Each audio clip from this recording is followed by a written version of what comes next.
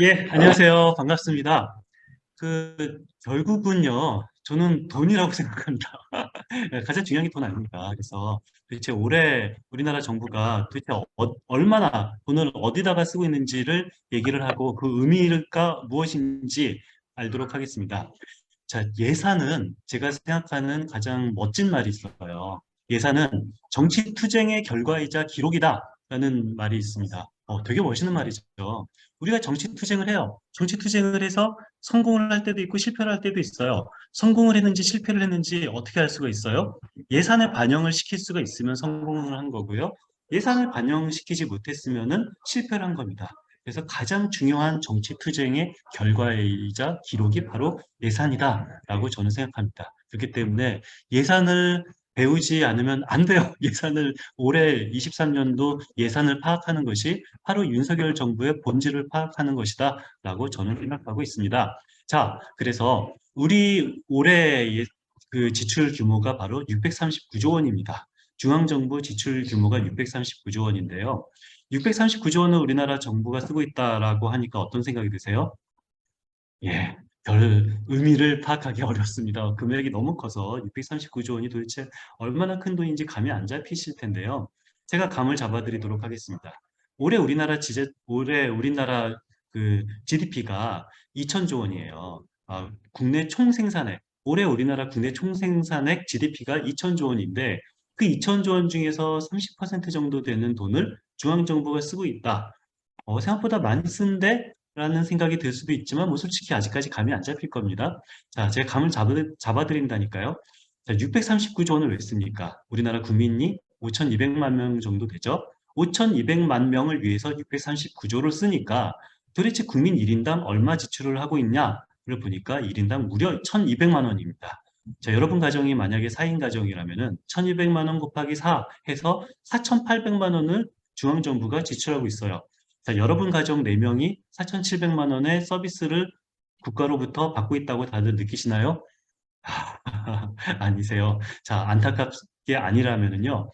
여러분이 받지 못하는 서비스만큼 누군가는 더 받고 있는 사람들은 반드시 있습니다. 그렇죠? 639조 원을 버리는 돈은 한 푼도 없어요. 쓰고 있어요. 639조 원을 5,200만 명을 위해서 쓰고 있다면은 누군가는 1인당 1,200만 원 이상의 서비스를 받고 있는 분도 있고 누군가는 1인당 1,200만 원 이하 서비스를 받고 있는 분도 있는 겁니다. 그렇기 때문에 우리가 예산을 얼마나 더 잘 보고 어떻게 누구에게 지출되고 있는지 파악할 필요가 있죠.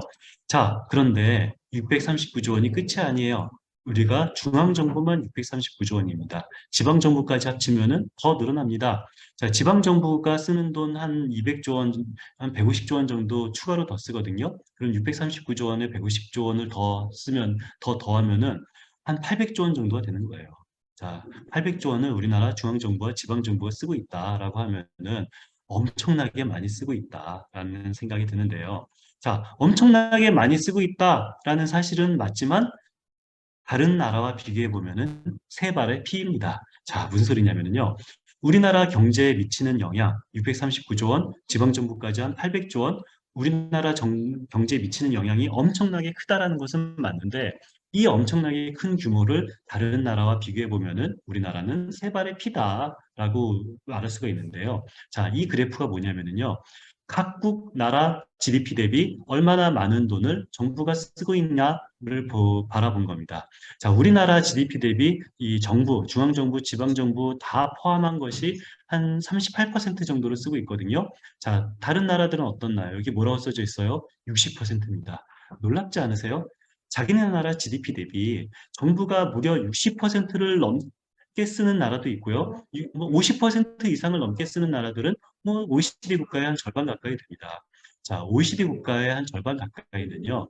그 전체 GDP 대비 한 50% 정도에 되는 돈을 정부가 쓰고 있다. 뭐 무슨 대단한 빨갱이 국가가 GDP 대비 50%, 60%를 쓰는 게 아니라 그냥 OECD 평범한 국가가 정부가 자기네 나라 GDP 대비 50% 가까이를 쓰고 있는 걸 보면은 정부가 엄청나게 중요하다. 근데 우리나라는 거의 꼴찌죠. 그래도 꼴찌는 아니라고요? 자, 우리나라 뒤에 몇 나라 더 있긴 있네요. 자, 뒤에 있는 나라를 볼까요? 콜롬비아, 뭐 코스타리카 그렇습니다. 우리나라 정부 지출 규모가 콜롬비아, 코스타리카를 이긴 거에 대해서 국뽕이 차오르십니까? 그렇지 않죠. 뭐 제가 뭐 콜롬비아 비하 발언은 아니지만요. 우리나라는 이미 콜롬비아, 코스타리카와는 비교할 수 없을 정도로 어마어마한 선진국이에요. 그런데 이 OECD 국가 중에서는 우리나라가 사실상 꼴찌다. 뭐가 꼴찌? 정부 지출 규모가 꼴찌다. 우리나라는 어마어마하게 정부가 작은 나라예요. OECD 국가와 비교했을 때 우리 미국 얼마나 거대한 GDP를 자랑하고 있습니까? 미국도 그 어마어마한 광대한 GDP 중에서 정부 지출 규모가 45% 가까이 되네요. 미국처럼 큰 GDP 나라도 정부가 45%를 쓰고 있는데 우리나라가 정부 지출 규모가 38%라는 것은 굉장히 작은 국가다라는 사실을 알 수가 있고요. 정부 지출 규모가 작은 것뿐만 아니라 우리나라는 사회복지 지출 규모도 더 작습니다. 자, 우리나라는 GDP 대비 한 12% 정도를 쓰고 있거든요. 제 커서 보시죠. 커서 이렇게 왔다 갔다 하고 있는 거. 이제 커서를 쫓아오시면 됩니다. 커서 우리나라 그 GDP 대비 사회복지 지출이 한 12% 정도 하고 있는데 다른 나라들은 OECD 국가들은 GDP 대비 사회복지 지출이 뭐 한 20% 정도 하는 게 평균입니다. 20%가 평균인데 우리나라는 12%만 사회복지 지출하고 있다. 자, 우리나라가 꼴찌는 아니라고요? 자, 우리나라보다 뒤에 있는 나라를 볼까요? 터키, 칠레, 멕시코 그렇습니다. 사실상 꼴찌예요. 우리나라 정도의 선진국 중에서 사회복지 지출의 12% 하고 있는 나라는 우리나라밖에 없어요. 대신에 어떤 지출을 만나요? 경제 관련 지출. 경제 관련 정부 지출은 한 GDP 대비 14% 정도 되는데 다른 OECD 어떤 나라들은 우리나라보다 정부 규모가 훨씬 더 큰데도 불구하고 경제 관련된 지출 규모는 GDP 대비 14%나 지출하고 있는 나라는 우리나라밖에 없습니다. 자, 정리하겠습니다. 우리나라 정부 지출 규모에 대한 효과, 영향력을 봤을 때 굉장히 커요. 그런데 OECD 국가와 비교해 보면은 세 발의 피다. 특히 복지 지출은 거의 OECD 국가의 절반 가까이밖에 안 되는데도 불구하고 경제 관련 지출은 우리나라 정부가 목숨을 걸고 있다. 엄청나게 많이 지출하고 있다라는 사실을 우리는 알 수가 있습니다.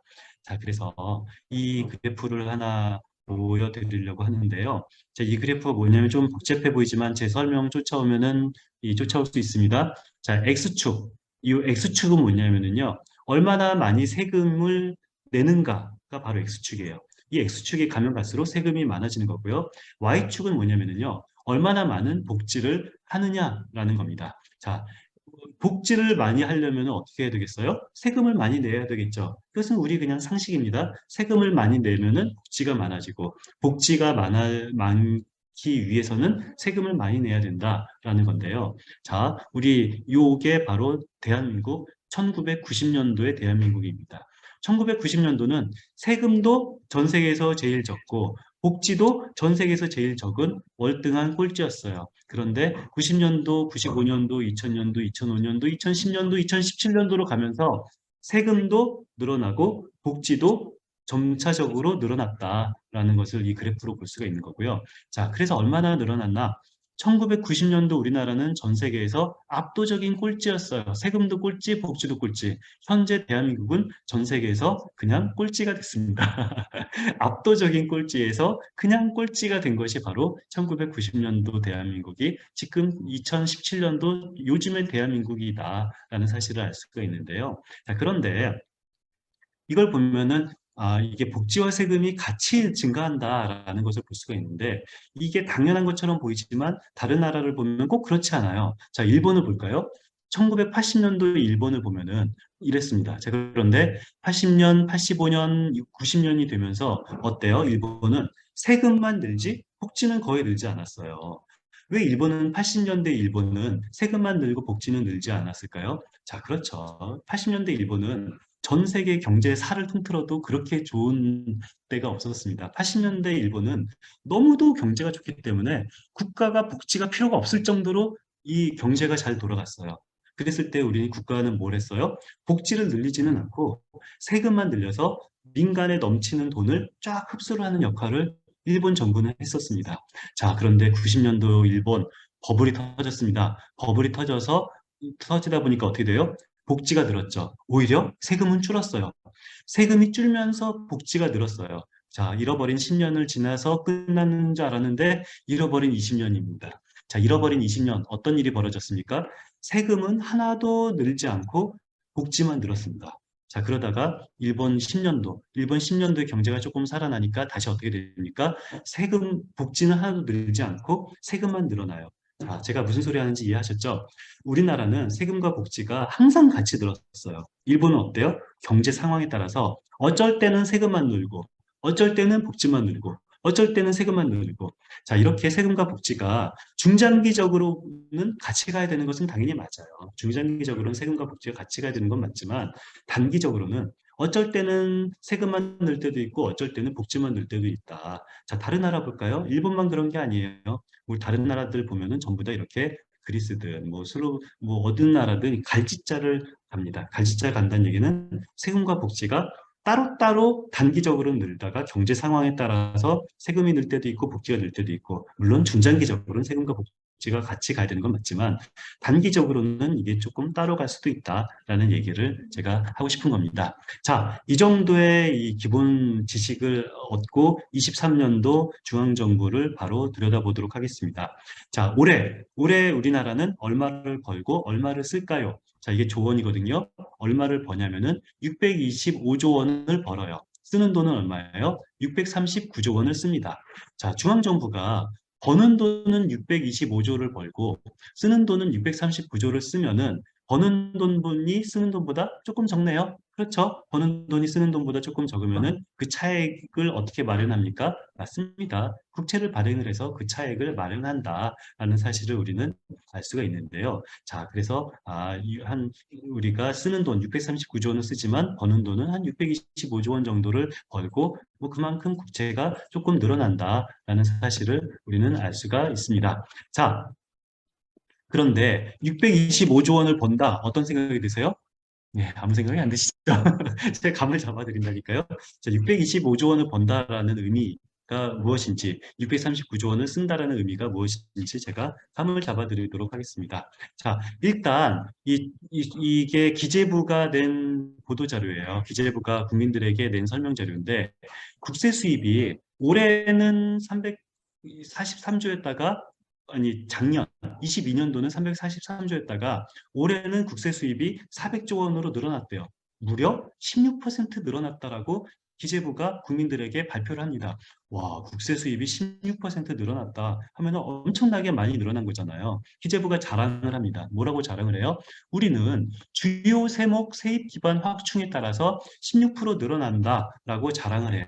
자, 사실일까요? 그럴 리가 없습니다. 자, 16%가 늘어나지 않았어요. 실제는 몇 프로 늘어났어요? 실제는 올해는 작년보다 국세 수입이 1% 늘어났습니다. 자, 그럴 수밖에 없는 게 윤석열 정부는 감세를 했습니다. 감세를 해놓고서 세수가 1%밖에 늘어나지 않았어요. 자, 세수가 1%밖에 늘어나지 않는다는 얘기는 사실상 줄어들었다는 얘기예요. 왜? 인플레이션이 5%가 넘잖아요. 물가가 5% 이상 상승했기 때문에 이 세수가 1% 늘어난 것은 사실상 감세한 거고요. 감소된 거고요.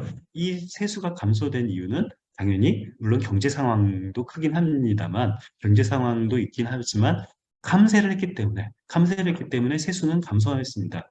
자, 제가 가장 불만인 건 뭐냐면요. 오케이, 증세할 수도 있고 감세할 수도 있어요. 국민들이 동의를 한다면 국민이 증세에 동의하면 증세를 하는 거고 국민이 감세하면은 감세에 동의한다면 감세할 수도 있다고 쳐요. 자, 그런데 감세를 했다면은 우리 감세했습니다. 감세해서 세수가 줄었습니다라고 솔직하게 말을 해야 돼요. 그런데 윤석열 정부는 어떻게 말을 하냐면은 감세를 해놓고서 우리는 주요 세목 세입 기반 확충에 따라서 16% 늘어났다라고 말을 합니다. 아니에요. 이건 거짓말이고요. 실제로 이게 왜 16% 늘어났다라고 이 거짓말을 한 거냐면요. 우리 작년 세수 추계를 잘못했어요. 엉망으로 했습니다. 혹시 기억하시는 분은 기억하시겠습니다만 작년에 53조 원 초과 세수를 인식을 했거든요. 무슨 소리냐면은 작년에 세수 추계를 엉망으로 했어요. 그래서 기재부가 사과를 했습니다. 우리가 세수 추계를 잘못했네요. 엉망으로 했네요. 사실은 작년에 340조 원 거칠 것 같다라는 것은 우리의 실수고 실제로는 작년에 96조가 거칠 거예요라고 변경을 했어요. 수정을 했어요. 수정을 했으면은 올해 세수는 수정된 이후부터 이 세수 추계를 하는 것이 맞아요. 여태까지 기재부는 항상 그렇게 했어요.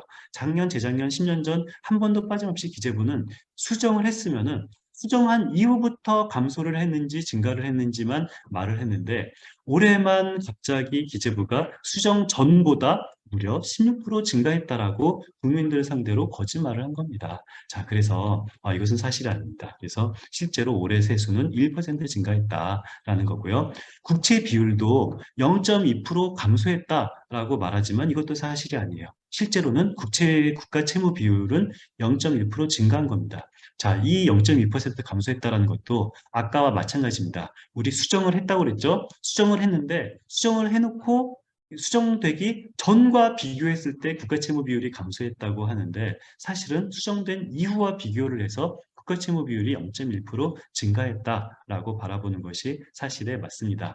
자, 그래서 뭐 이 국회에서 보면 그래서 이 국회 심의를 통과를 했는데요. 그래서 보면은요, 우리가 이 520조 원을 번다고 그랬잖아요. 520조 원 중에서 도대체 어떻게 520조 원을 마련하나를 보면은 우리 보통 언론에서 이런 식으로 말을 해요. 이게 다 국가의 지출은 국민의 피 같은 혈세다 이런 식으로 말을 하는데 사실이 아닙니다. 자, 국가 지출은 100% 국민의 세금이 아니고요. 우리가 639조 원을 쓰지만 실질적으로 이 국세 수입은 얼마예요? 400조 원이에요.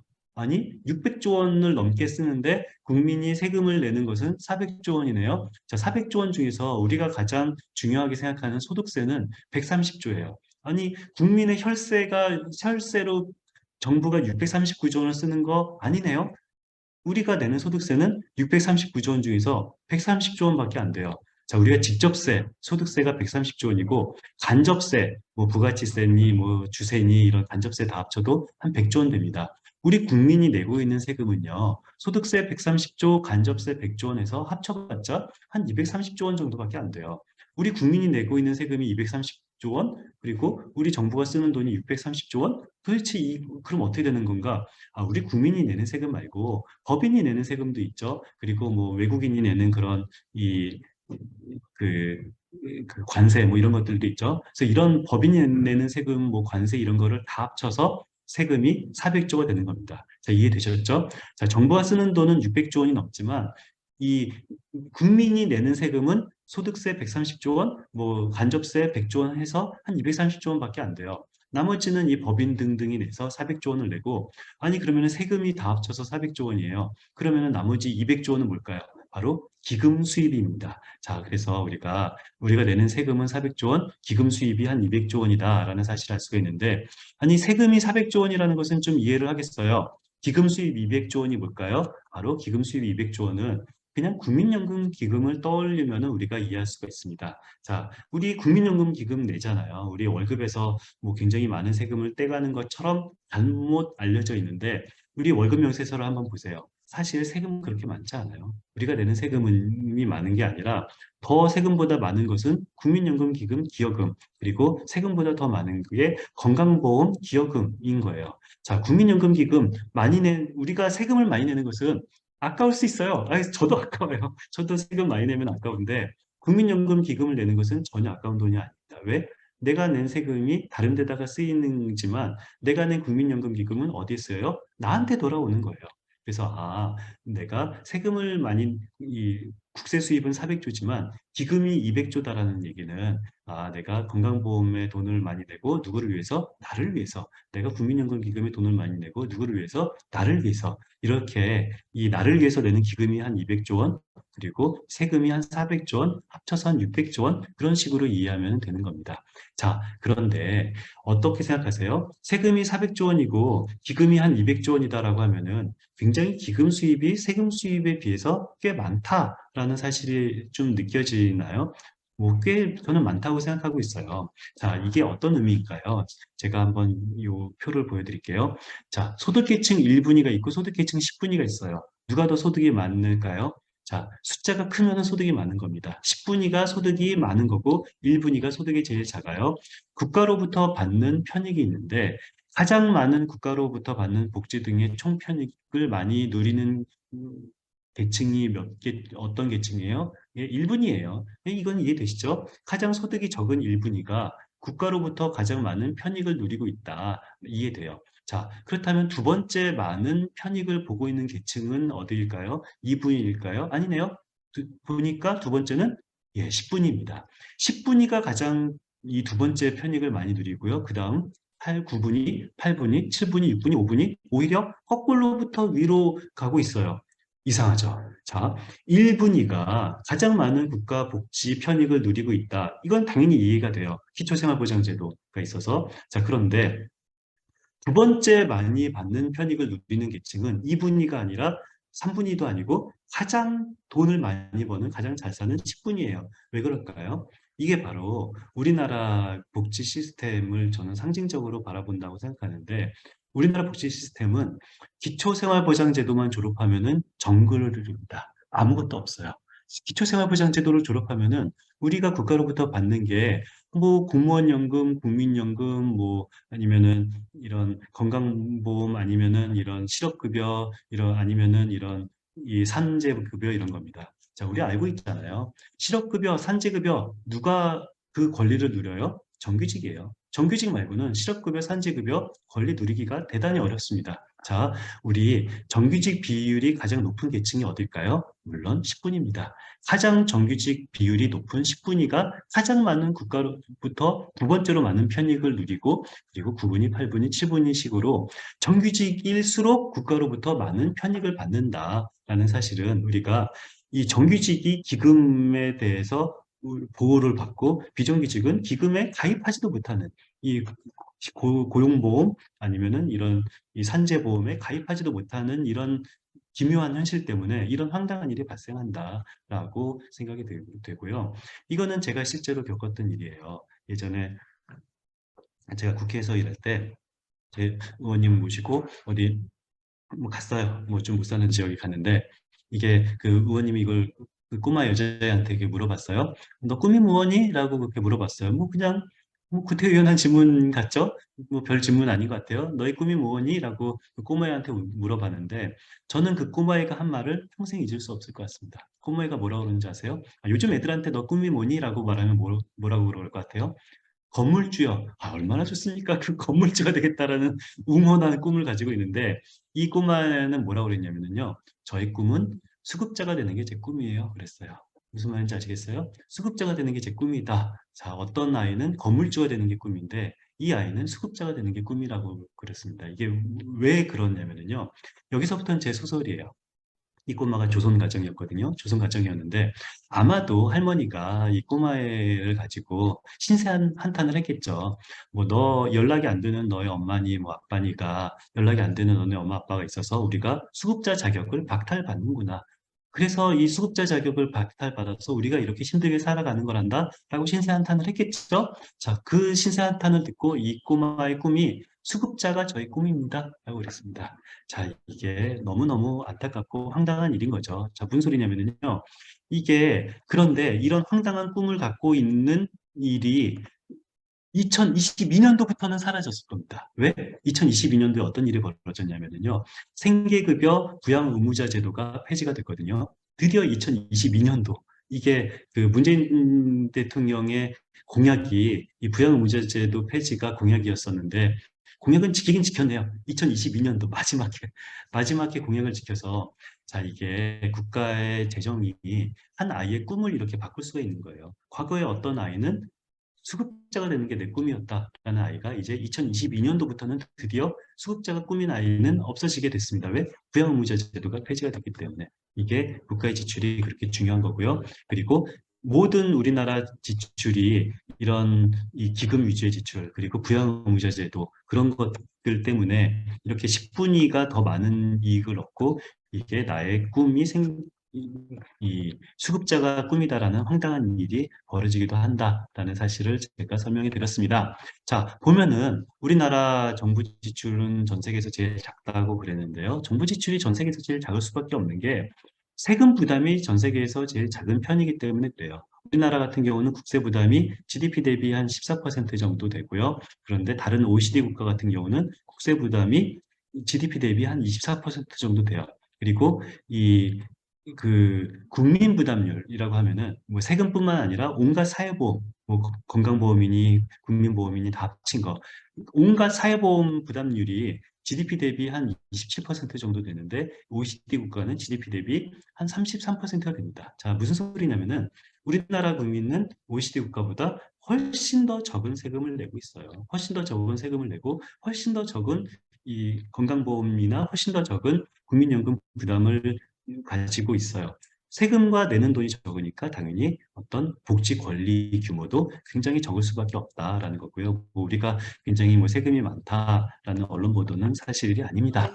자, 그래서 드디어 우리 오늘의 결론. 도대체 23년도 중앙정부는 어디에다가 얼마나 돈을 쓸까? 어떻게 돈을 버는지는 설명해 드렸으니까 아니, 이거 폰 줄이려고 이거 차가 그리고 설명해 드리도록 하겠습니다. 자, 나는 올해 우리나라 정부를 이 추경호 부총리는 이런 식으로 말을 하고 있어요. 이런 식으로 이 뭐 정치적으로 표현하고 있는데 지난 정부가 너무도 확장 재정을 지나치게 해서 불가피하게 긴축 재정을 한다라고 추경호 부총리는 설명하고 있습니다. 자, 이렇게 추경호 부총리가 말하니까 우리 이 정부를 좋아하는 사람, 윤석열 정부를 좋아하는 사람은 이렇게 말해요. 그래, 지난 정부가 너무 이 빚을 많이 내서 지금은 재정 건전성이 중요해. 그래서 이렇게 긴축하는 윤석열 정부는 너무 잘하고 있어. 라고 이렇게 찬성을 하는 사람이 있고요. 윤석열 정부를 싫어하는 사람은 이렇게 말하죠. 나는 반댈세. 지금 이렇게 힘든데, 국민이 이렇게 힘든데, 국가가 적극적으로 지출을 하고 적극적으로 재정 역할을 해야지라고 말을 합니다. 자, 찬성론이 맞을까요? 반대론이 맞을까요? 저는 이것이 찬성론, 반대론 다 틀리다고 생각합니다. 응? 무슨 소리야? 추경호 부총리 말이 거짓말입니다. 예? 지난 정부가 지나친 확장 재정을 했다라는 말도 거짓말이고요. 불가피하게 긴축 재정을 해야 한다. 긴축 재정을 했다라는 사실도 저는 사실이라고 생각하지 않아요. 자, 무슨 소리냐면요. 우리가 프레임이 중요합니다. 이 프레임 싸움이 중요해요. 추경호 부총리가 프레임을 만들었어요. 지난 정부가 엄청나게 확장 재정을 했다라는 프레임을 만들고 우리는 긴축 재정을 한다라는 프레임을 만드는데 지난 정부가 확장 재정을 한 것도 아니고요. 지금 정부가 긴축 재정하는 것도 아니에요. 그리고 이 추경호가 만든 프레임 속에서 찬성과 반대로 싸우는 것을 보면은 저는 너무도 답답합니다. 자, 무슨 소리인가요? 제가 설명을 드릴게요. 이게 그 올해 긴축 예산이라고 추경호 부총리는 자랑을 해요. 그래 가지고 나쁘다 좋다라고 싸우는데 올해 총지출 증가율이 몇 퍼센트냐면요. 5.2% 증가합니다. 자, 올해는 작년보다 정부 지출이 5.2% 증가해 놓고서 이것이 긴축이다라고 말을 해요. 자, 그런데 제가 옛날 기사를 모아봤어요. 옛날 기사를 보니까 이게 몇 년도예요? 2016년도거든요. 그러니까 2016년도 기사니까 2017년도 예산평가인데 2017년도 예산평가를 우리가 정부가 정책 브리핑, 정부가 뭐라고 홍보를 했어요? 슈퍼 예산이다 라고 홍보를 했어요. 2017년도는 몇 퍼센트 증가하는 줄 아세요? 3.7% 증가합니다. 3.7% 증가할 때 슈퍼 예산이다 라고 홍보하니까 언론들은 뭐라고 그래요? 역대 최대 슈퍼 예산, 슈퍼 예산, 슈퍼 예산, 슈퍼 예산이라고 그럽니다. 3.7% 증가하는 것을 슈퍼 예산이라고 그러고 5.2% 증가하는데 정부가 긴축 예산이다라고 그러니까 뭐라고 그래요? 긴축 예산, 긴축 예산, 긴축 예산이라고 말해요. 이게 말이 됩니까? 왜 3.7% 증가하는 것은 슈퍼 예산이고 5.2% 증가하는 게 왜 긴축 예산이에요? 아니에요. 우리가 추경호 부총리가 하는 말을 고지그대로 믿을 필요가 없습니다. 자, 보실까요? 639조 원을 도대체 어디다 쓰냐 궁금하죠? 639조 원을 정부 보도자료에 따르면 뭐 뉴시스라고 써져 있습니다만 정부 보도자료를 그대로 그냥 그래픽으로 한 거니까 그냥 여기 정부 보도자료에 따르면은 복지에 226조를 쓴다라고 써져 있어요. 교육에 96조를 쓴다. 그리고 R&D에 30조 원, 국방에 57조 원, 행정에 111조 원을 쓴다라고 정부가 설명하고 있습니다. 자, 그렇다면은 우리는 아니 복지에 쓰고 있는 돈과 교육에 쓰고 있는 돈, R&D에 쓰고 있는 돈, 국방, 행정에 쓰고 있는 돈을 다 합치면 얼마가 나와야 됩니까? 예, 639조가 나와야 되죠. 그런데 놀랍게도 다 합치면 639조 원이 안 나와요. 이것이 다 합치니까 645조 원이 나옵니다. 응? 무슨 소리예요? 다 합치니까 645조 원이 나오는데 불행히도 여기에는 빠진 것도 있어요. 누락된 것도 있어요. 뭐 예비비도 빠져 있고, 뭐 통신비 지출도 빠져 있어요. 그런 누락된 거를 다 합치면은 한 650조 원이 넘어요. 자, 이게 바로 21세기 대한민국의 수준이에요. 말이 안 되는 거예요. 이렇게 보도자료로 설명을 하면은 이건 국민들을 속이는 거죠. 왜 이런 황당한 일이 벌어지냐면요. 이게 다 중복이 되는 겁니다. 자, 무슨 소리냐면 예를 들어서 R&D에 30조가 있어요.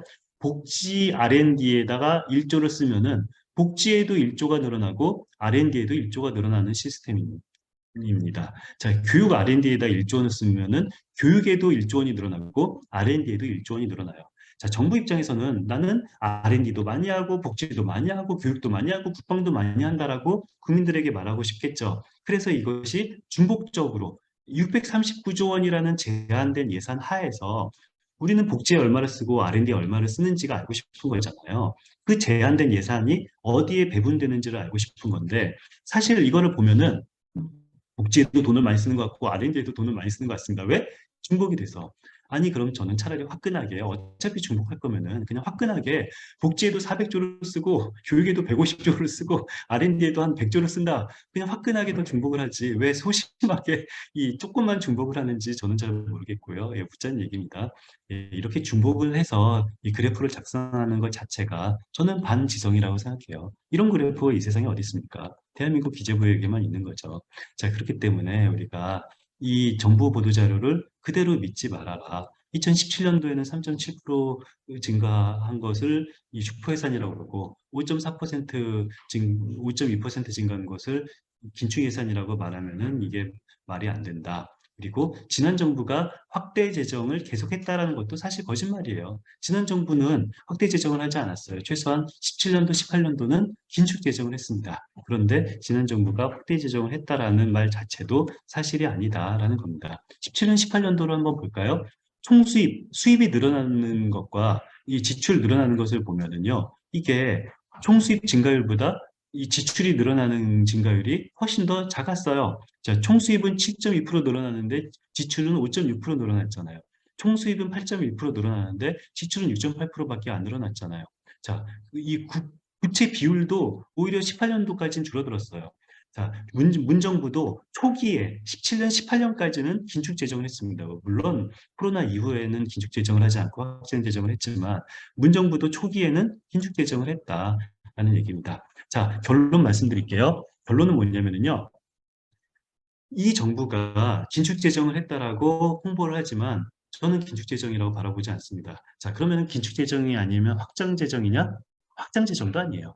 긴축도 아니고 확장도 아니고 애매한 정도의 지출 규모인데요. 자, 이렇게 지출 규모가 애매하면은요. 우리는 양쪽으로 홍보를 할 수가 있어요. 자, 이 정부는 뭐라고 말하냐면요. 애매한 정도로 늘려놓고서 뭐라고 홍보를 하냐면은 우리는 복지 확대라는 따뜻한 복지라는 토끼도 잡았고 건전재정이라는 토끼도 잡았다. 두 마리 토끼를 다 잡았다라고 홍보를 해요. 자, 두 마리 토끼는 사실 잡기가 굉장히 어려운 거거든요. 우리가 복지 지출 늘리면은 재정 건전성은 줄어드는 거고 재정 건전성을 위해서 이 지출을 줄이면은 복지 지출은 따뜻하지 않은 거죠. 자, 이 두 마리 토끼를 다 잡는 것은 굉장히 어려워요. 그런데 두 마리 토끼를 다 잡았다고 홍보를 합니다. 왜? 그냥 어중간했어.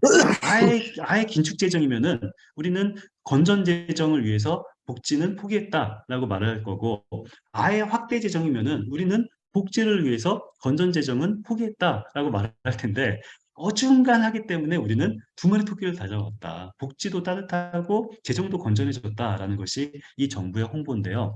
저는 이렇게 생각하지 않습니다. 저는 어떻게 평가하냐면요.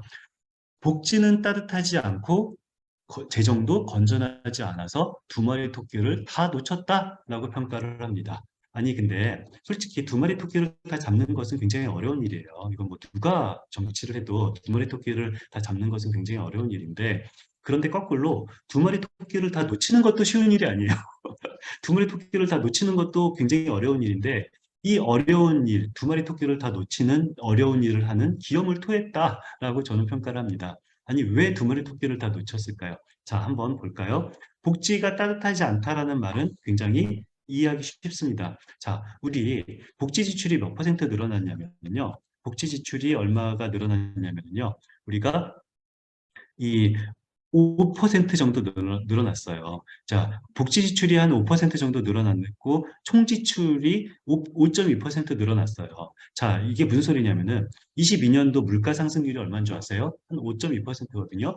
자, 총 지출이 5.2%예요. 물가가 5.2% 늘었다니까요. 물가가 늘어난 것과 똑같은 정도의 총지출이 늘어났어요. 그런데 노인 인구가 5.7% 늘어났어요. 물가도 5% 늘어났지, 노인 인구도 5.7% 늘어났지, 그런데 복지 지출이 한 5% 늘어났어요. 자, 물가 상승률만큼만 복지 지출을 늘려놓고 노인 인구는 훨씬 늘어났어요. 그랬는데 우리가 이것을 따뜻한 복지라고 말할 수가 있어요? 절대 그럴 수가 없죠. 자, 이것은 뭐 그냥 객관적으로 봐서 이 물가 상승률과 노인 인구 증가율만큼 복지 지출을 늘리지 않았기 때문에 복지는 따뜻하지 못하다. 사회적인 긴축이다라고 저는 평가를 하고요. 자, 그런데 이 사회적인 긴축을 했으면은 재정이라도 건전해져야죠. 재정이라도 건전해져야 되는데 건전재정이라는 한마디 듣기도 놓쳤다라고 저는 평가합니다. 왜? 지출이 5.2% 늘어났지만 수입은 2.8%밖에 안 늘어났어요. 자, 21년도를 볼까요? 지출은 8.5%지만 수입은 19%나 늘어났다니까요. 자, 제가 만약에 이번 달에 제가 뭐 한 500만 원을 더 썼어요. 제가 굉장히 사치를 부렸나요? 아니요. 수입이 제가 1000만 원 늘었는데요? 아니잖아요. 수입이 많이 늘어났으면은 저는 충분히 재정을 써도 전혀 사치가 아닌 거잖아요. 수입이 많이 늘었으면 소고기 좀 먹을 수 있는 거죠. 자, 그런데 올해는 어떻습니까? 지출이 5.2% 늘어났지만 수입은 2.8%밖에 늘어나지 않았어요. 그렇기 때문에 재정은 건전해진 것이 아닙니다. 자, 이제 우리 결론이 나옵니다. 두 마리 토끼를 다 잡는 것도 어렵다고 그렇지만 두 마리 토끼를 다 놓치는 것도 어렵다고 그랬어요. 그 어려운 두 마리 토끼를 다 놓친 이유는 뭡니까? 바로 수입이 충분히 늘어나지 못했기 때문입니다. 만약에 수입이 한 7% 늘어났다. 그러면은 건전한 거죠. 수입이 한 7% 늘어났는데 지출은 5.2%밖에 늘어나지 않았다. 이거는 건전 재정이란 토끼는 잡은 거예요. 그런데 수입이 만약에 한 10% 늘어났다면은 뭐 지출도 한 6%, 7% 늘려도 될 겁니다. 자, 그렇다면 어떻게 되는 거예요? 복지도 늘어나고 재정도 건전화될 수도 있는 거예요. 자, 두 마리 토끼를 다 놓친 이유 짐작하시겠죠? 두 마리 토끼를 다 놓친 이유는 바로 뭡니까? 수입이 2.8%밖에 안 늘었기 때문에 수입이 2.8%밖에 안 늘은 이유는 바로 뭘까요? 예, 물론 경제 상황도 있지만 감세를 했기 때문입니다. 감세를 했기 때문에 두 마리 토끼를 다 놓치는 그 어려운 일을 했다라고 우리는 표현할 수가 있는 겁니다. 자, 그런데 저는 아까도 말씀드렸습니다만, 오케이, 국민들이 원하면은 감세할 수도 있어요. 국민들이 원하면 증세할 수도 있어요. 문제는 국민들이 감세를 원한다면은 감세에 대한 효과를 정확하게 국민들에게 설명을 해줘야 되는 거죠. 자, 감세를 하면은 이게 세수가 줄어듭니다. 감세를 하면 세수가 줄어들지만 그래도 이게 그래도 우리는 이것을 받아들여야 됩니다. 이렇게 솔직하게 말해서 국민들을 설득했다면 저는 감사할 수도 있다고 봐요. 그런데 뭐라고 그랬는지 아세요? 법인세를 낮추면서 추경호 부총리는 이렇게 말했습니다. 법인세를 낮춰도 세수는 줄지 않습니다. 왜냐하면 법인세를 낮추면 기업의 투자가 늘고 기업의 투자가 늘면은 내수가 활성화되고 내수가 활성화되면은 세수가 줄지 않습니다. 라는 기적의 논리를 추경호 부총리는 여러 번 말을 했어요. 자, 추경호 부총리는 법인세를 인하해도 세수가 줄지 않는다라고 국회에서도 말을 했고 이 기자회견을 통해서 국민한테도 말을 했는데 기재부는 인정하지 않습니다. 기재부 장관인 추경호 부총리는 법인세를 감세를 해도 세수가 줄지 않는다라는 말을 여러 차례 했는데 기재부가 국회에 제출한 것을 보면은 법인세를 감세하면은 세수가 5년 동안 30조 원이 준다라고 기재부는 말을 하고 있어요. 그러니까 저는 이런 것들이 굉장히 놀라워요. 아니 기재부도 인정하지 않는 말을 이 기적의 논리, 법인세율을 내려도 세수가 줄지 않는다라는 말을 해서 뭔가 감세를 해도 괜찮다라고 국민들을 잘못 설득하는 것들은 이거는 정직하지 않은 거죠. 저는 감세를 해도 돼도 최소한 정직해야 된다라고 생각을 하는데요. 자, 법인세를 내렸을 때 우리는 어떤 일이 벌어지는지 두 가지 장점도 있고 단점도 있어요. 법인세율을 내렸을 때 장점도 있고 단점도 있는데 단점은 명확합니다. 세수가 감소되는 겁니다. 이것은 확실해요. 뭐 추경호 부총리를 제외하고서는 뭐 모두가 알고 있습니다. 기재부도 인정하는 거죠. 법인세를 내리면은 세수가 줄어든다. 이것은 확실한 건데요. 자, 그런데 장점도 있다고 주장합니다. 자, 법인세를 내리면은 기업의 투자가 는다라고 정부는 설명하고 있습니다. 자, 법인세율을 내리면은 기업의 투자가 늘까요? 늘지 않을까요? 자, 여기에 대해서는요, 전 세계에 엄청나게 많은 학자가 이미 연구를 많이 했어요. 아니, 전 세계에 있는 경제학자들이 놀고 있지는 않거든요. 전 세계에 있는 경제학자들 굉장히 우수한 인력들이에요. 그 우수한 인력들이 실증 연구를 수백 건, 거의 수천 건 가까이 했습니다. 자, 뭐라고요? 법인세율을 인하했을 때 기업의 투자가 증가할 것인지 증가하지 않을 것인지 연구를 엄청나게 많이 했는데요. 그 많은 연구를 보면은요. 어떤 연구는 기업의 투자가 는다라고 말하는 연구도 있고 어떤 연구는 기업의 투자가 하나도 늘지 않는다라는 연구도 있고 어떤 연구는 오히려 기업의 투자가 감소한다라는 조금 이상한 황당한 연구도 있어요. 자, 이렇게 기업의 투자가 는다라는 연구, 기업의 투자가 늘지 않는다라는 연구가 여러 개가 있을 때 우리나라 기재부는 이렇게 합니다. 그 기업의 투자가 늘지 않는다라는 연구는 그냥 거들떠 보지도 않고 기업의 투자가 는다라는 10년 전의 논문 하나를 딱 찾아다가 법인세를 세율을 인하하면은 기업의 투자가 는다라는 10년 전 논문을 어디서 구석에서 찾아서 말을 합니다. 정직하지 않은 거예요. 자, 우리가 기업의 투자가 늘지 않는다라는 논문만 찾아서 말해도 정직하지 않고 기업의 투자가 는다라는 논문만 찾아도 정직하지 않은 겁니다. 가장 정직한 건 뭐예요? 모든 논문을 다 보는 거죠.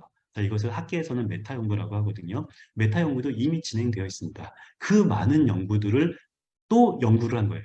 연구를 한 거죠. 그 많은 연구를 한 결과 이미 학계에서는 이미 이미 공통된 컨센서스가 있어요. 연구를 했으니까 그 공통된 연구에 따르면은 뭐냐면은 법인세율을 인하했을 때 기업의 투자가 조금 늦는 것 같지만 사실상 별 의미는 없다가 바로 공통된 연구입니다. 자, 저는 반지성이 뭐냐고 생각하냐면요. 이미 메타 연구까지 있는 주제가 있으면 그 메타 연구는 믿어야 되는 겁니다. 왜? 학자들이 전 세계에 있는 수없이 많은 학자들이 그 많은 연구를 하고 그 많이 한 연구를 또다시 연구를 한 메타 연구까지 있으면은 이것이 인류 지성의 산물이 바로 메타 연구거든요. 지성의 산물은 메타 연구인데 메타 연구가 이미 있으면은 그 메타 연구를 따라야지 메타 연구를 따르지 않고 자기 뇌피셜로 그냥 법인세율을 내리면은 기업의 투자가 증가할 거야. 이거는 뇌피셜이죠. 메타 연구의 결과는 명확합니다. 뭐라고요? 법인세율을 내리면 기업의 투자가 느는 것 같긴 하지만 거의 의미가 없다가 바로 메타 연구고 그렇기 때문에 우리는 이 법인세율을 내리면은 세수는 감소하지만 기업의 투자는 별로 거의 사실상 증가하지 않는다가 바로 이 메타 연구의 결과다라고 우리는 알 수가 있습니다. 자, 드디어 이 지출을 어떻게 조금 더 구체적으로 말을 하려고 하는데요. 올해 이 윤 정부를 좋아하는 사람도 있고 윤 정부를 싫어하는 사람도 있죠. 윤 정부를 좋아하는 사람과 싫어하는 사람은 이렇게 선택적으로 이 올해 예산을 평가를 해요. 어떻게 선택적으로 평가를 하냐면요. 올해 예산은 대한민국 중앙정부는 8,400개 예산을 통해서 639조를 써요. 저는 대한민국 정부를 어떻게 정의하냐면요. 대한민국 정부란 639조 원을 8,400개 사업을 통해서 지출하고 있는 정치 집단이다라고 정의합니다. 멋있잖아요. 제가 만든 말이지만 저는 굉장히 멋있는 말이라고 생각하거든요. 자, 대한민국 정부는 뭐라고요?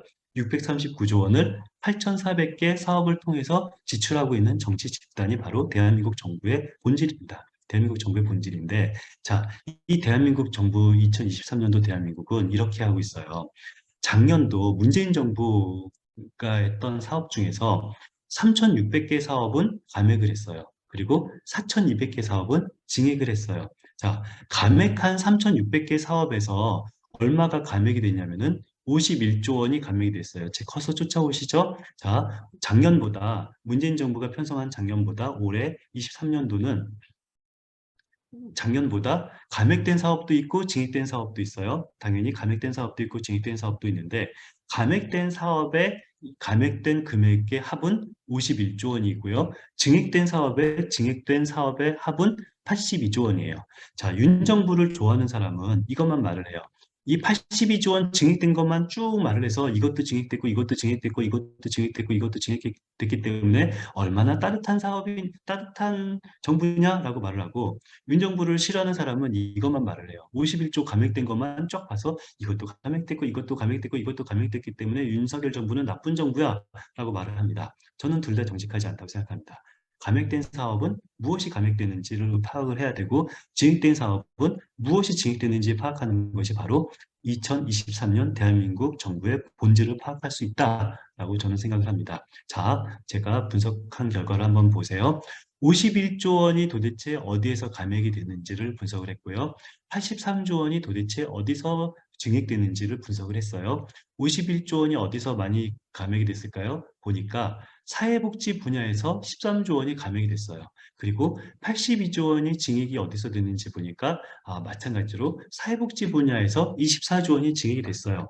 이걸 보면은 이 판단하기는 지금 어려워요. 윤 정부 좋아하는 사람은 이 사회복지 분야에서 증액된 24조 원만 쭉 나열하면서 얼마나 좋은 정부냐라고 홍보를 하고, 윤 정부를 싫어하는 사람은 사회복지 분야에서 감소된 13조 원만 계속 나열을 하면서 얼마나 나쁜 정부냐라고 윤 정부를 평가를 합니다. 자, 우리는 솔직하게 어떻게 봐야 된다고요?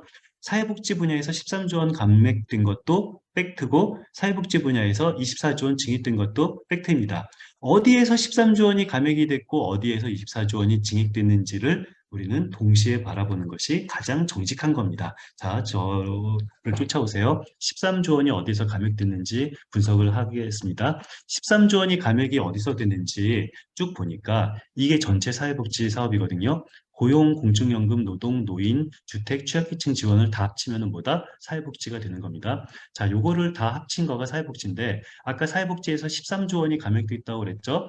도대체 13조 원이 어디서 감액이 됐는지 볼까요? 답이 나왔습니다. 고용에서 3.6조 원이 감액이 됐어요. 고용에서 3.6조 원이 감액이 됐고, 또 가장 많이 감액이 된 게 어디예요? 주택에서 6.3조 원이 감액이 됐어요.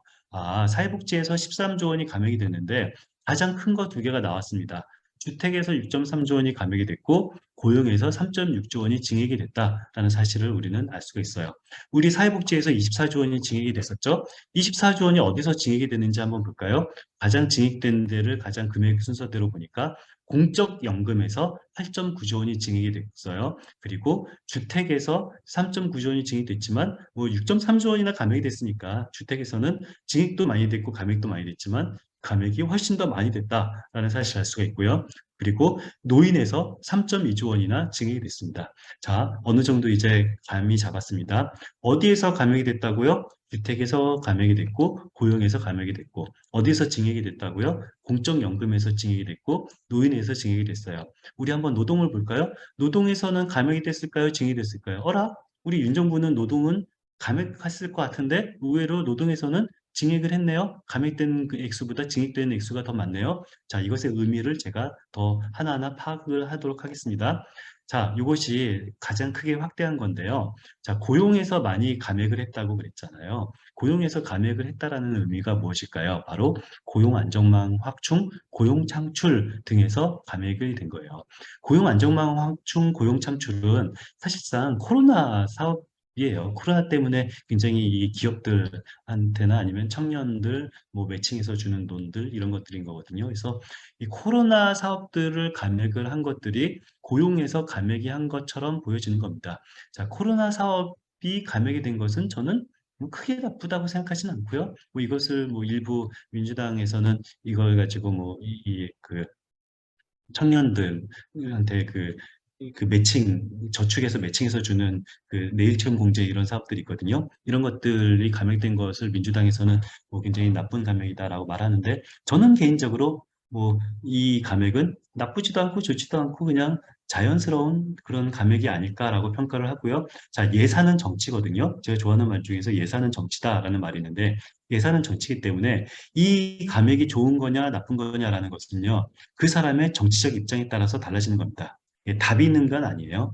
우리가 보수와 진보 모두가 이것은 잘된 감액, 이것은 잘못된 감액, 이것을 모두가 동의하는 것은 뭐 있긴 있는데 사실 소수고 예산에 대한 평가는 자기의 정치적 입장에 따라서 달라지는 겁니다. 예산은 정치예요. 자, 그렇기 때문에 저의 정치적 입장을 그대로 믿을 필요 없어요. 딱 여기 계신 분들 정치적 입장이 다 다르기 때문에 저의 정치적 입장은 이런 코로나 사업에 자연스럽게 감액된 거는 뭐 그냥 당연한 거다라고 저는 생각하고 있습니다.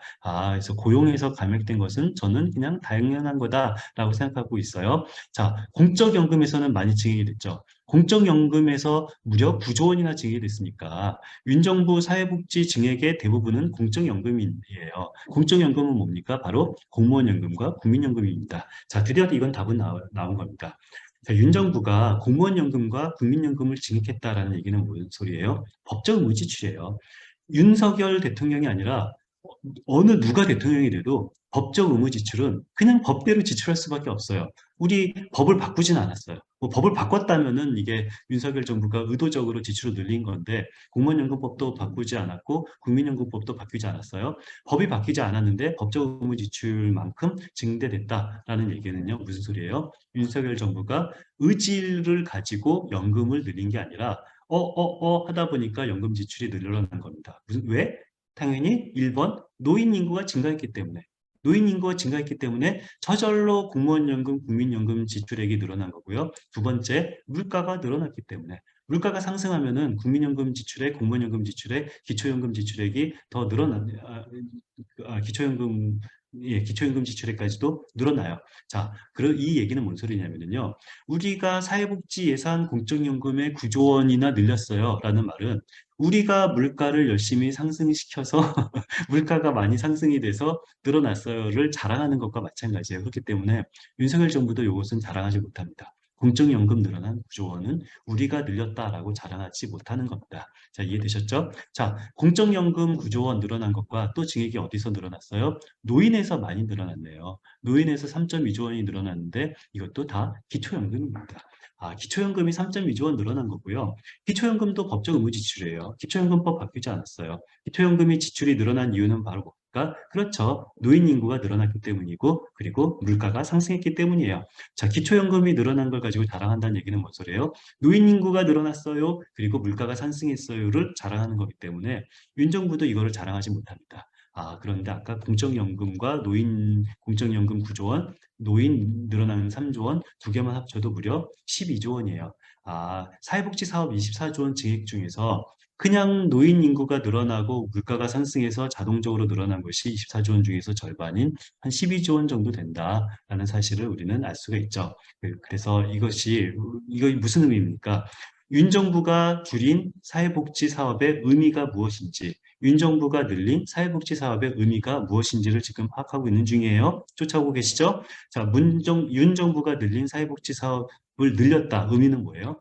늘리려고 늘리는 것이 아니라 물가가 상승하고 노인 인구가 늘어서 저절로 하다가 늘어난 것이 바로 윤 정부의 사회복지 사업 지출 증가의 의미다라고 된 거예요. 자, 감액은 아직 안 했어요. 감액은 우리가 뭐만 봤어요? 고용만 봤어요. 고용의 감액 의미는 그냥 코로나 사업의 지출이 감소됐기 때문이다라는 겁니다. 자, 노동은 의외로 감액보다 증액이 더 크다고 그랬죠. 아니, 윤 정부가 웬일로 노동을 증액했을까? 한번 세부를 볼까요? 자, 8,600억이 증액이 됐는데 어디서 증액이 된 거예요? 산재보험 증액이 된 겁니다. 산재보험이 증액이 된 거가 노동이 증액된 것처럼 보이는 거예요. 자, 산재보험 이게 윤 정부가 억지로 늘렸을까요? 이것도 하다가 늘어난 걸까요? 이것도 법적 의무 지출이에요. 산재보험은 그 법대로 우리가 지출하는 건데 산재보험법 바꾸지 않았어요. 법을 바꾸지 않았는데 늘어났다는 얘기는 이것도 의지를 가지고 늘린 게 아니라 그냥 자동적으로 늘어나는 거에 불과하다. 산재보험 늘어난 것도 자동 증대, 기초연금 늘어난 것도 자동 증대, 공적연금 늘어난 것도 자동 증대입니다. 자, 윤 정부가 늘린 사회복지 사업은 의지를 가지고 늘린 것이 아니라 그냥 자동적으로 늘어난 거구나라는 사실을 우리는 알 수가 있다라는 얘기입니다. 자, 증액의 의미는 거의 드러났고요. 감액은 아직 의미가 드러나지 않았습니다. 자, 감액이 가장 많이 된 것은 어디라고 그랬어요? 주택이라고 그랬죠. 무려 6.3조나 감액이 됐어요. 자, 6.3조 주택의 감액의 의미를 볼까요? 자, 4.7조 원 어딜까요? 임대주택 융자. 1.4조 원 어딜까요? 임대주택 출자. 임대주택에서만 무려 한 6조 원 이상을 감액했구나라는 사실을 알 수가 있고요. 이건 놀라운 일이에요. 제가 23년도 예산안을 바라보고 가장 놀랬던 것이 이 정부는 뭔가 임대주택 사업에 억하심정이 있나라는 그런 생각이 들을 만큼 6조 원 감액은 굉장히 충격적인 일입니다. 자, 증액은 그 의지를 가지고 증액한 것이 아니라 그냥 늘린 거라고 그랬죠. 자, 임대주택 감액은 의지를 가지고 줄인 걸까요? 줄어든 걸까요? 예, 당연히 의지를 가지고 줄어든 거고요. 무려 6조 원씩이나 임대주택을 줄였다라는 것은 대단한 의지의 표명입니다. 이것은 굉장한 의지인 거고, 임대주택에 돈을 쓰는 것을 굉장히 아까워한다라는 거고요. 자, 임대주택을 줄인 대신에 무엇을 늘렸나요? 우리 요 늘린 부분 있죠. 1조 원이나 늘린 게 있어요. 뭡니까? 분양주택입니다. 아, 드디어 답이 나왔습니다. 임대주택을 줄이고 대신 무엇을 늘렸다? 분양주택을 늘린 겁니다. 자, 임대주택이 뭐고 분양주택이 뭔지는 아시죠? 임대주택은 말 그대로 임대주택이고 분양주택은 집을 지어서 이것을 분양하는 그런 사업이 분양주택인 거고요. 윤 정부는 여러 번 말을 했어요. 윤석열 대통령은 후보 시절에 임대주택에 사는 것을 사람들이 원해하지 않는다. 사람들은 분양받아서 주택을 사는 것을 원한다. 그렇기 때문에 나는 분양주택 예산을 늘릴 거다라는 말은 수차례 했습니다. 이거 좋죠. 뭐 분양주택 좋죠. 뭐 저도 임대주택에서 사는 것보단 분양받아서 분양주택에서 사는 것을 선호합니다. 자, 그럴 거예요. 자, 그런데 왜 임대주택에서 살아요? 분양주택에 살 돈이 없기 때문인 거죠. 우리 그 가장 최근에 이슈가 됐던 게 반지하 주택을 이 법으로 금지한다. 그런 말을 했잖아요. 반지하 주택 법으로 금지한다. 아니, 뭐 저는 좋은 정책이라고 생각해요. 반지하 주택 살지 못하게 법으로 금지하는 것이 뭐 이상하진 않죠. 자, 그런데 그럼 반지하에서 살고 있는 사람들이 어디로 가야 됩니까? 옥탑으로 가야 되나요? 뭐 아니면 어디로 가야 됩니까? 임대주택으로 가야 되죠. 그런데 적절한 임대주택이 공급되지 않으면 어디로 가라는 얘기입니까? 자, 분양주택으로 가면 될까요? 분양주택 가고 싶죠. 근데 분양주택으로 갈 거면 돈이 있어야죠. 근데 모두가 돈이 있는 건 아니잖아요. 임대주택이 꼭 필요한 계층은 분명히 있는데, 임대주택 예산을 이렇게 줄여놓고 분양주택 예산만 늘리면은 이것은 저는 뭐, 예, 그렇습니다. 이런 의미가 있는 거죠. 자, 그리고 또 어디에서 감액이, 예, 그렇게 해서 우리 그 그 드디어 정체를 파악을 했는데요. 12조 원이 감액이 됐고 24조 원이 증액이 됐어요. 12조 원 감액은 어디서 됐다? 고용에서 많이 감액이 됐고 임대주택에서 많이 감액이 됐다. 임대주택에서 감액이 된 것의 의미는 그냥 임대주택의 공급을 굉장히 뭐 임대주택을 적극적으로 공급할 의지가 없다라는 의미로 해석하면 되는 거고요. 그리고 이 고용 관련된 감액은 코로나 예산 삭감에 따라서 자동적으로 이 감액이 됐다라고 이해를 하면 되는 거고요. 분양주택은 대신 늘렸다라고 하는데, 아니, 오케이. 뭐 분양주택 늘린 것을 저는 나쁘게 보진 않아요. 분양주택도 필요하고 임대주택도 필요하죠. 그런데 임대주택에서 줄인 것은 6조 원이고 분양주택에서 늘린 것은 3.9조 원이에요. 비례도 안 맞아요. 임대주택에서 6조 원 줄였으면 분양주택을 6조 원 늘리던가 임대주택에서 6조 원 줄여놓고서 분양주택은 1조 원 늘리고 이 주택 구입을 하는데 또 1조 원을 늘리네요. 그래서 주택을 구입을 하려고 하는 사람을 위해서 예산도 1조 원을 늘리고 주택을 분양받으려고 하는 사람을 위해서도 예산을 1조 원 늘리고 그리고 임대주택에서 살려고 하는 사람의 예산은 6조 원을 줄이고 이것이 바로 윤 정부의 주택 정책이다라는 사실을 우리는 알 수가 있습니다. 자, 그래서 이 보면은요, 이 제가 좀 전에 말씀으로 드린 거를 뭐 칼럼에다 쓴 거가 있거든요. 그래서 요거를 강의를 끝나고요, 한번 요거를 꼼꼼히 읽어보시면은 제가 왜 두 마리 토끼를 다 놓쳤다라고 표현했는지 요것을 보시면은 알 수 있을 것 같습니다. 예, 오늘은 여기까지 하도록 하겠습니다. 예, 수고하셨습니다. 고생하셨습니다. 우리 발제 특강해 주신 이상민 연구위원께 박수 한번 보내주세요. 발제문은 일단은 내려주실까요? 놔둘까요, 그냥? 자, 지금까지 23년도 국가 예산 세입 세출 세부 항목에 대해서 비교적 상세하게 말씀을 해 주셨습니다. 법인세, 종부세, 규제 해제 이렇게 해도 이제 경기는 활성화되지 않는데 오히려 부자에게 이제 감사하면서 사회의 불평등을 좀 심화시킨 측면도 있죠. 그리고 이상민 박사 우리 직접세, 간접세 있잖아요. 감지세 비중이 다른 나라에 비해서 높음으로써 오히려 이제 조세형평에도 좀 어긋나는 측면이 다른 나라에 비해서 좀 심하죠. 그 아니요, 꼭 부분도 그렇지 있죠. 않습니다. 이게 그, 우리나라 진보 진영이 가지고 있는 많은 오해가 예. 우리나라가 간접세 비중이 높아서 좀 불평등이 심하다라고 잘못 알려져 있는데요. 음, 미국과 비교하면 그래요. 미국보다 우리나라가 간접세가 굉장히 높은데요. 음, 유럽은 그렇지 않아요. 유럽은 예. 간접세 비중이 우리나라보다 오히려 더 높습니다. 그래서 음, 저는 꼭 유럽 같은 경우는 직접세든 간접세든 세금을 많이 걷어서 이걸 가지고 잘 쓰자라는 거고, 미국 같은 경우는 잘 쓰지는 않는 대신에 음, 나는 간접세는 조금 걷고 직접세를 통해서 어떻게 불평등을 완화하자라는 건데, 음. 저는 우리나라가 꼭 미국과 같은 방식을 따라할 필요는 없다고 생각합니다. 간접세든 직접세든 그냥 많이 걷어서 쓰면 좋겠다라고 저는 생각하는데, 일반적으로 우리나라 진보 진영은 뭐 직접세가 간접세보다 더 우월하다라고 생각하는 것이 일반적입니다. 예. 복지는 감소하면서 재정 건전성은 또 달성하지 못하는 두 마리 토끼를 다 잃는 이런 예산 편성을 또 얘기를 해주셨고요. 지출 항목에 있어서는 이제 임대주택, 분양주택은 사실 분양주택 능력이 있는 사람한테 약간 혜택도 되지만 건설업자한테 대한 지원 성격을 가지고 있는 거죠. 네, 맞습니다. 예.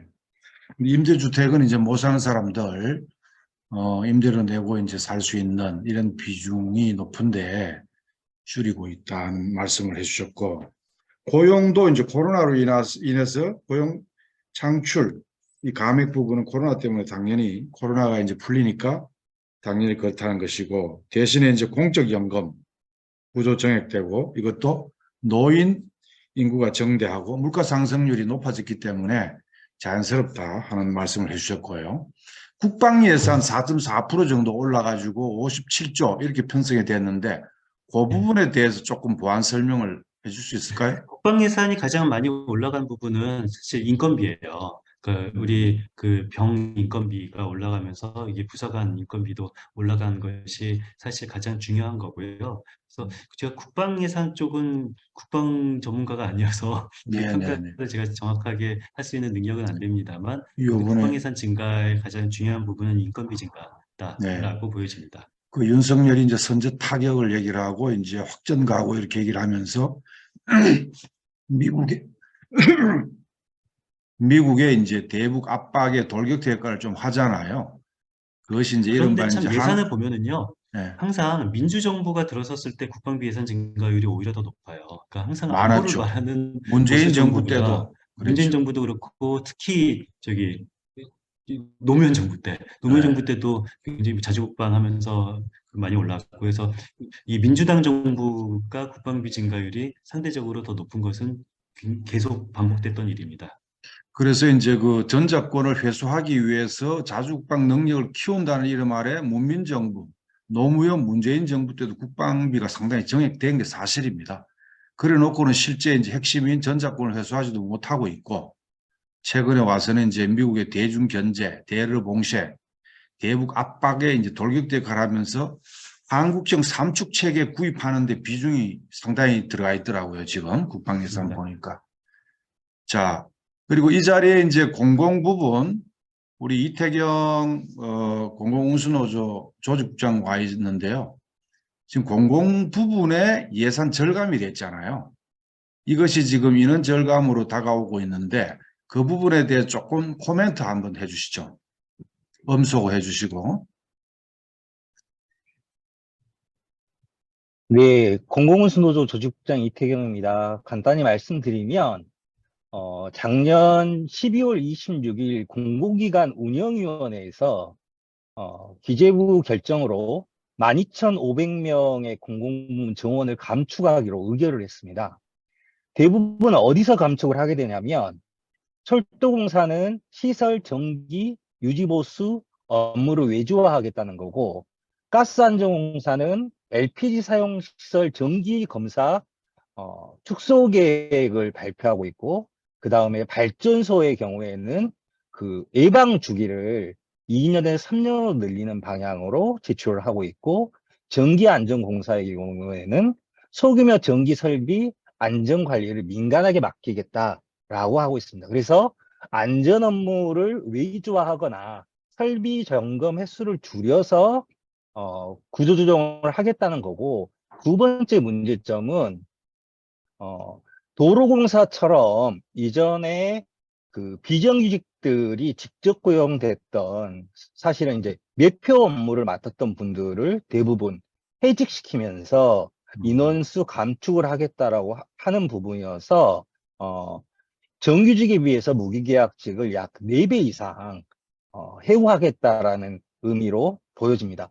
그래서 사실은 세월호 사건 이후에, 참사 이후에 안전 부분에 많은 역량을 투자하고 있던 것들을 인력 구조 조정이라는 이유로 안전 업무를 전부 다 외주화하고 있고, 실질적으로 공공 부분을 분할 민영화하고 있는 과정으로 가고 있는 것이 지금 윤석열 정부의 구조조정 계획이고 방침이라고 할 수 있겠습니다. 이 정도 하면 될까요? 네, 네. 네. 그 법인세 같은 경우도 구간을 보니까 지출 규모가 큰, 자산 규모가 큰 재벌일수록 훨씬 더 혜택을 많이 보던데요. 이상민 연구위원 그렇죠? 정부안은 그랬는데요. 이게 네. 국회에서 바뀌었습니다. 정부안은 이 상위 한 100개 재벌 기업에게만 법인세 인하를 하겠다라고 했었는데, 국회에서 논의 과정을 통해서 그렇진 않고 이렇게 그 좀 밑에 부분도 또 같이 조금 이렇게 최상위 계층 법인세를 조금 덜 인하하는 대신에 밑에 네. 부분 법인세도 조금은 인하하겠다라는 식으로 국회에서 바뀌었습니다. 예, 예, 예. 자, 지금부터는 질의 시간을 갖도록 하겠습니다. 질의응답. 음소거 다 좀 해주시고요. 질문 있으시면은, 신호를 해주시고 질문을 해주시기 바랍니다. 우리 정호영 선생 질문 없습니까? 뭐 아닌 게 없어 할 말이 없네요. 배우기 바쁩니다. 세종시의 우리 정종미 선생님, 지역 차원에서, 그리고 지역의 그 예산 있잖아요. 지방자치단체의 예산. 이런 부분도 나라살림연구소에서 그런 공부 모임이 있으면은 강의나 발제를 좀 해줄 수 있을까요? 각 지역별로? 지자체 예산이 더 전문입니다. 네, 그렇습니까? 네. 그래가지고 지금 지역에 있는 사람들, 강진이라든지 뭐 호남에 있는 분들이 지역 예산에 대해서 좀 했으면 좋겠다는 이런 지금도 사실 그 대구에서 뭐 강의를 요청을 해서 여기 네. 대구 와서 강의 끝나고 아, 좀 그렇구만요. 대구에 가 하고 계신가요? 지방에 자주 다닙니다. 예, 예, 예. 그래서 지출 항목에 대해서는 더 세분화해가지고 시간을 길게 해가지고 공부를 계속하면은 나라가 어떻게 경영되는지, 그리고 그렇습니다. 누구 예. 계급 입장이 반영되는지가 투명하게 드러날 것 같습니다. 이게 우리 조금 더 저기 구체적으로 보면은 훨씬 네, 더 그 그렇죠, 누구 어떤 계급을 위해서 쓰는지 훨씬 더 그렇죠. 잘 드러납니다.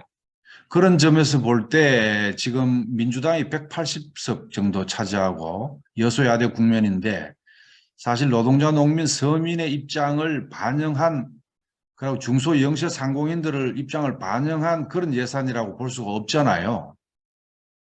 그런 점에서 좀 우리나라의 정치 구조가 어떤 것 같습니까?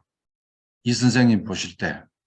그러니까 이게 지금 작년 12월 24일 날 올해 본예산이 통과됐죠. 늑장 통과됐죠. 근데 네, 아직 통과된 다음에 잉크도 마르지 않은 상황에서 윤 대통령이 그 사실상 그 추경호 부총리의 조인트를 깠다라고 저는 표현하는데요.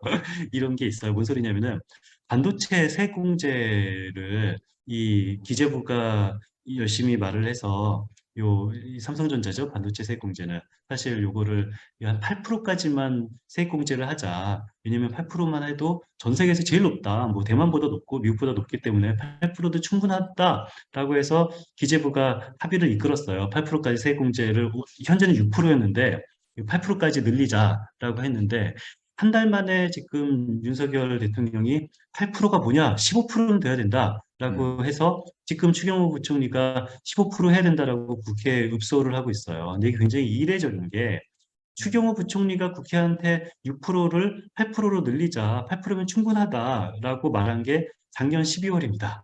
그런데 딱 윤석열 대통령의 조인트 말고는 해석이 될 수가 없는 거거든요. 갑자기 15%로 늘려야 된다라고 추경호 부총리가 이 국회에서 말을 하는 걸 보면은 이게 굉장히 이례적인 거예요. 국민의 대표인 국회가 6% 깎아주던 거를 8%로 더 깎아주자라고 여야가 합의를 봤는데 기재부의 강권을 통해서 여야가 합의를 본 지 한 달도 안 된 상황에서 대통령이 안 된다. 8% 깎아주면 안 된다. 15% 깎아줘야 된다라고 말을 하는 겁니다. 이걸 통해서 이득을 보는 게 두 개 기업밖에 없어요. SK 하이닉스랑 삼성전자 두 개밖에 없는데 더 놀라운 게 R&D 공제 같은 경우는 30% 공제거든요. R&D 30% 공제가 무슨 의미인지 우리는 정확하게 파악을 해야 돼요. 삼성전자가 굉장히 10조 원을 투자해서 R&D를 하죠. 연구개발합니다. 연구개발한 것 중에서 3조 원은 국민의 세금으로 채워준다는 얘기예요. 삼성전자 반도체를 만든다라면요. 그중에서 70%는 삼성전자가 투자하는 거고 국민의 세금이 30%를 투자하는 거거든요. 아니 삼성전자만 열심히 일을 하는 것도 아니고 저도 열심히 일을 해요. 저도 열심히 일하고 여기 계신 분도 다 열심히 일을 하는데 제가 열심히 일을 하는 거에 대해서 30%를 국가가 저를 위해서 도와주진 않거든요. 제가 제 돈을 100% 투자를 하고 저는 돈을 벌거든요. 근데 삼성전자의 R&D는 국가가 30%를 투자하면은 반도체 연구 개발에 30%는 국민의 지분이 있다는 얘기예요. 우리 세금이 30%를 써주고 삼성전자가 70%를 썼는데 우리 지분의 30%를 인정해 주진 않잖아요. 실제 돈은 우리 돈, 국민의 돈 30%를 쓰고 그런데 여기 계신 어느 누구도 비용 지출의 30%를 국가가 대출해 주는 사람 아무도 없을걸요. 이런 상황을 보고 참 우리한테는 왜 돈을 안 주고 저쪽에만 돈을 주냐라는 정확한 생각을 해야 된다고 생각합니다. 반도체 세제 지원에 대한 그 정책 성격을 굉장히 간명하게 얘기를 해주셨구만요. 삼성전자 지원해 주는 꼴이구만요. 그만큼 그러면 설비 투자를 확대하고 고용 창출을 하면은 또 그렇지는 못하잖아요. 또 그걸 왜냐하면 지금 현재 삼성전자가 갖고 있는 현금이 100조 원이 넘게 있어요.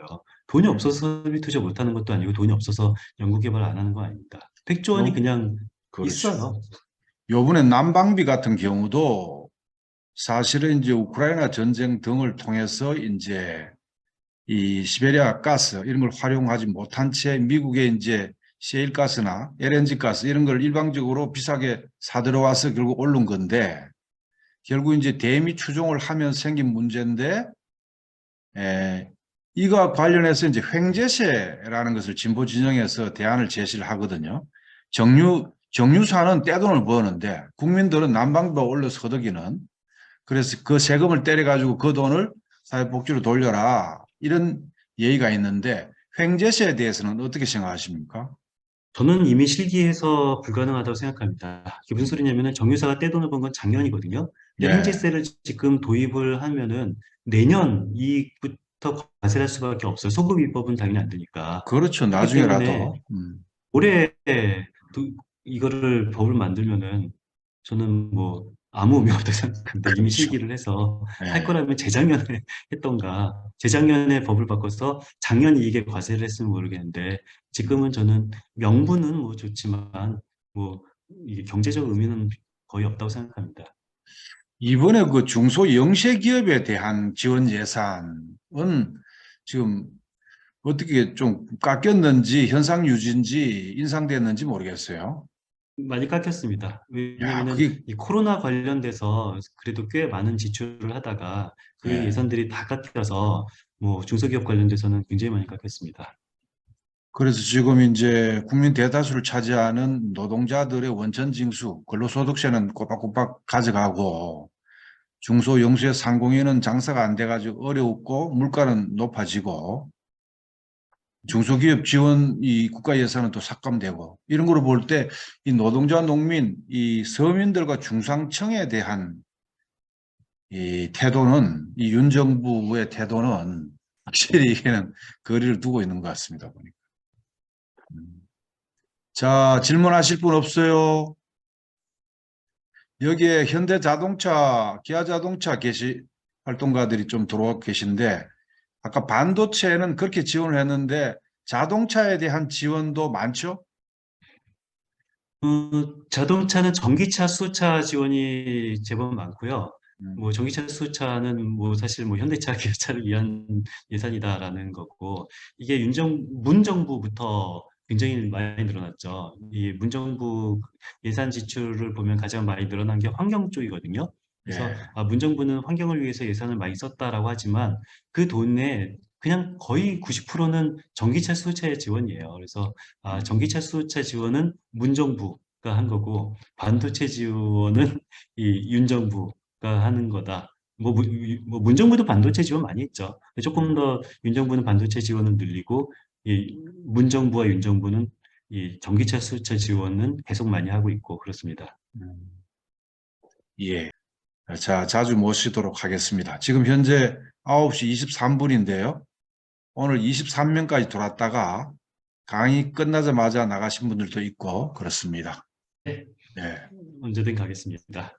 우리가 마무리 발언을 좀 드리고 싶은 것은 생산 과정에서 일한 만큼 못 받으면서 아끼는 게 있고, 노동자 입장에서. 그리고 가만히 앉아가지고 물가가 올라가지고 실질 임금이 떨어져서 또 빼앗기는 게 있고요. 세금으로 우선 근로소득세는 이 삥땅을 못 치잖아요. 속된 말로. 꼬박꼬박 바치는 데 비해서 노동자 서민에 대한 지원책이 감액되고 있는 상황입니다. 그래서 2중, 3중으로 사실 빼앗기는 이런 상황이라고 봐야 됩니다. 근본적으로는.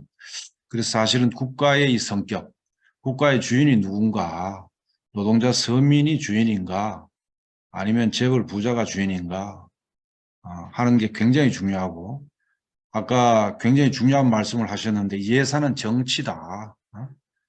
정세의 반영이고 힘의 관계의 집약적 표현이다 하는 말씀이 굉장히 중요한 것 같아요.